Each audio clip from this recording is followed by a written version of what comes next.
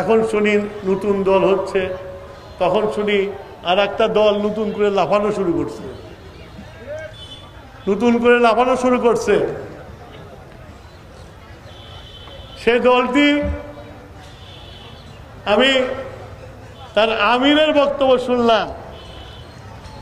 উনি বলছেন যে শেখ মুজিব মারা গেছে, শেখ মুজিবের মেয়ে আওয়ামী লীগের হাল ধরেছে, জিয়াউর রহমান মরে গেছে, বেগম খালেদা জিয়া হাল ধরেছে, জিয়াউর রহমান হাত ধরে এই তারেক রহমান ধরবে।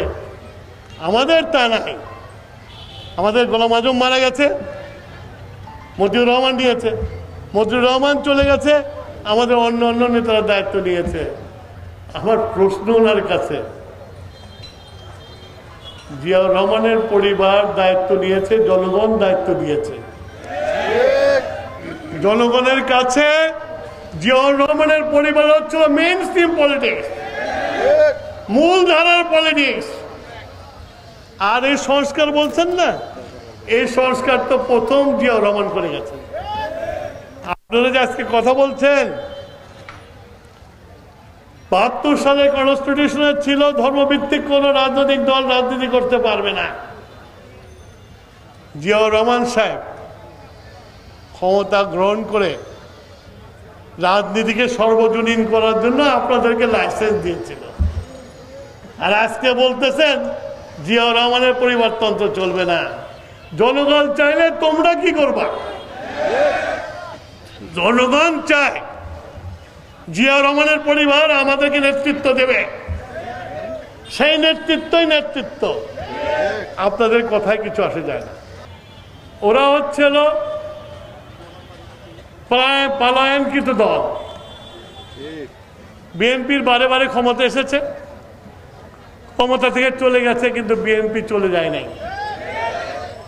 আমরা ৭১ সালে দেখেছিলাম মানুষ ভোট দিয়েছিল তাদেরকে সরকার গঠন করার জন্য। যেই পাকিস্তানি সেনাবাহিনীরা 25শে মার্চে আক্রমণ করলো, লেরি কুত্তার মতো প্লেট পাছার মধ্যে ঢুকিয়ে পালিয়ে চলে গেছিল। দেশের মানুষ যারা ভোট দিয়েছিল তারা আওয়ামী লীগের নেতাকে খুঁজে পায় নাই। অনেকে ছিল না, ভাত পাইতো না, বেনসন সিগারেট খাইতো, বলতো স্টার্ট সিগারেট ঘষি ঘষি থাকে, তারাও ছিল না, পালায়া চলে গেছিল।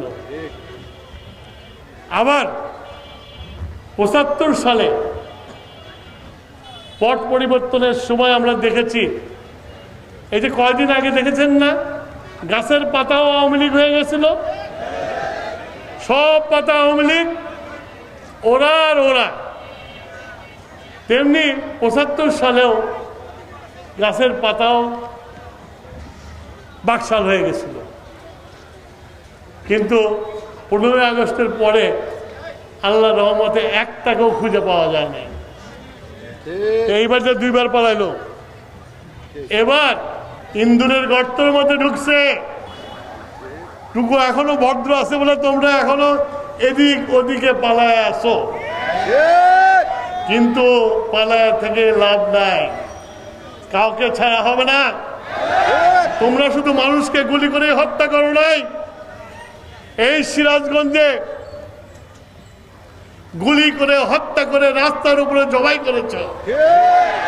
সিরাজগঞ্জের মানুষের স্মৃতি থেকে সে চলে যায় নাই।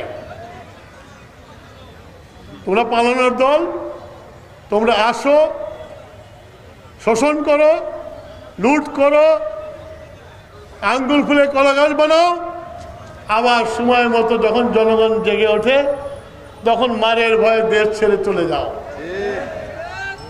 আমি এখানে আমার অনেক ভাইরা আছো তোমরা, তারেক রহমান সাহেব, তার এই যে বিএনপি পরিবার, এই পরিবার নিয়ে যারা আহত হয়েছে, যারা নিহত হয়েছে, ইনশাল্লাহ এই যে একবার দিয়ে গেল, এই দিয়েই ক্ষান্ত হবে না। আমরা পাশে থাকব, তাদের পুনর্বাসন করার জন্য চেষ্টা করব, এই আশ্বাস দিয়ে আমি আমার দেশের বক্তব্য শেষ করছি।